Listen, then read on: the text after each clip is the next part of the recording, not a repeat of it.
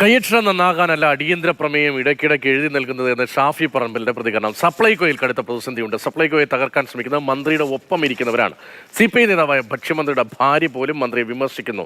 സപ്ലൈകോയിലെ പ്രതിസന്ധി ചൂണ്ടിക്കാട്ടി കത്തെഴുതി മന്ത്രിയുടെ കയ്യക്ഷരം നന്നായി എന്നല്ലാതെ ഒന്നും നടന്നില്ല എന്ന് പറഞ്ഞത് മന്ത്രിയുടെ ഭാര്യ തന്നെയാണെന്നും ഷാഫി പറമ്പിൽ നിയമസഭയിൽ പറഞ്ഞു.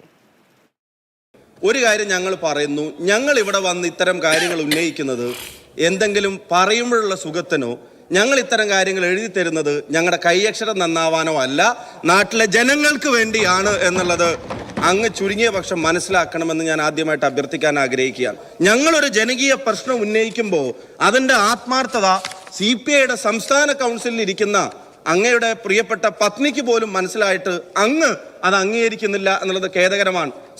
അങ്ങ് എത്ര കത്തെഴുതിയിട്ടും ഈ പണം ഈ സർക്കാർ തരുന്നില്ലെങ്കിൽ, ധനവകുപ്പ് അതിനെ പരിഗണിക്കുന്നില്ലെങ്കിൽ, അങ്ങയുടെ കൈയെഴുത്ത് നന്നായി എന്ന് CPI സംസ്ഥാന കൗൺസിലിന് തോന്നിയിട്ടും ജനങ്ങളുടെ തലയിലെഴുത്ത് മോശമായി തുടരുന്നു എന്നുള്ള വസ്തുത ദയവായി അംഗീകരിക്കണം.